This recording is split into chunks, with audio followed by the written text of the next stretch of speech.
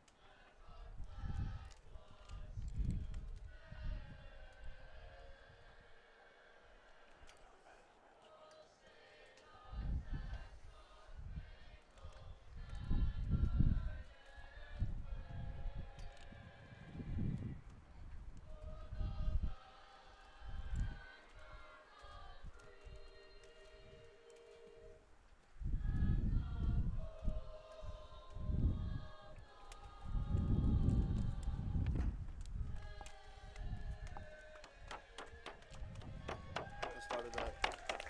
Started that.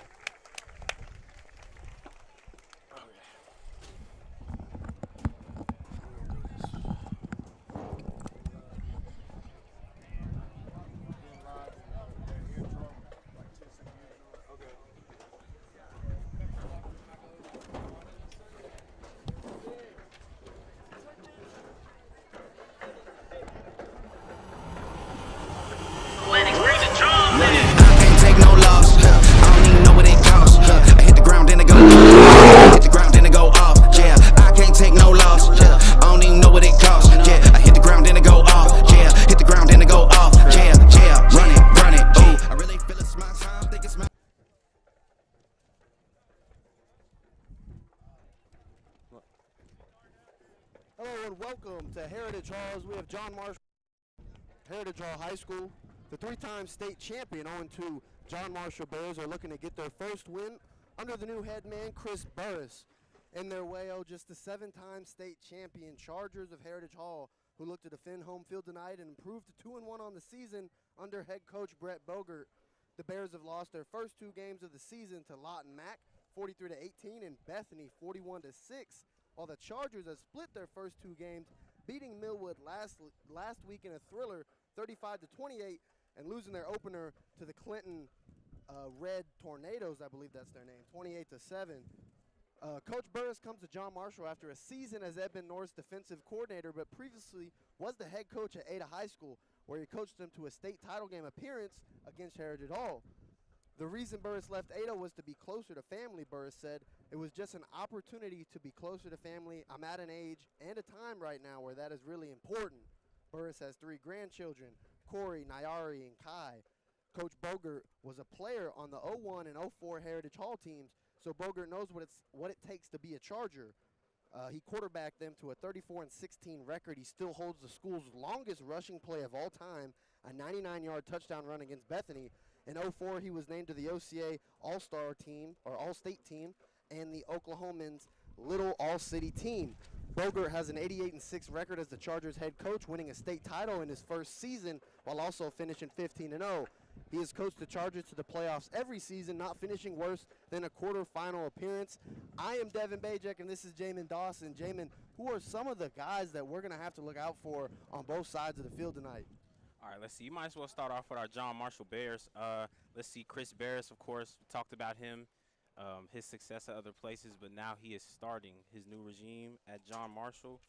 A couple players to watch. We're going to watch, well, first of all, let me mention Davian Taylor, the quarterback that has started the past two games. I didn't see him in warm-ups, DB. I think he's injured.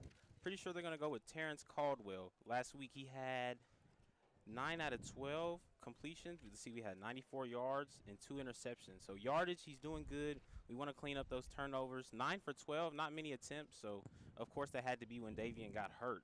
We have jersey number 1, Dorian Middleton, wide receiver. He's a senior standing at 5'9", 170. He has 7 catches for 117 yards this year already. Go along with a touchdown. We got number 13, Makel Jackson, another wide receiver. He's a junior, standing at 5'10", 165.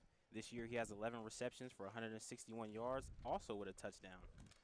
Defending those Bears up at front, we have number 70, Elijah Kirby, big center, senior, 5'10" at 280. And number 55 right beside him, Angel DeLeon, 5'10", 210. Both of those guys will anchor that John Marshall line going up front. We got a couple backs. Matter of fact, we have a lot of backs. We're going to talk about that a little bit. But Shaz Gilliford and Terrence Caldwell will probably get most of those runs. And on that defensive side of the ball for the Bears, we have Nejion Blackburn. We have a sophomore coming up, getting some experience. He has 10 tackles already with 2 TFLs. He's doing pretty good for a young guy. We got some seniors. We got senior Creighton Sandersfield. He's a D lineman. He has 8 tackles already this season. Last year, he was a big impact player, 34 tackles and 10 TFLs. So you have to respect his position on the field and what he can do. Yes, you can't underestimate both of these teams. You know, the record is a little bit deceiving for John Marshall. They have some good players all throughout their team, and same with Heritage Hall. They could easily be 2-0. Both these squads could be 2-0 heading into this game. Just a few little miscues here and there. You're listening to John Marshall Football, sponsored by SSM Health at St. Anthony, Metro Tech, and Chuck Davis State Farm. SSM Health, St. Anthony's. Let the orthopedic experts at SSM Health Bone, Knee, and Joint Hospital help people get moving again. Call for an appointment today at 405-218-2530. That's 218-2530. That was SSM Health, St. Anthony's. We also have Chuck Davis State Farm. Let State Farm Chuck Davis take care of you. Give him a call today at 405-378-8008. Again, that's 378-8008. And our last sponsor, Metro Technology Centers.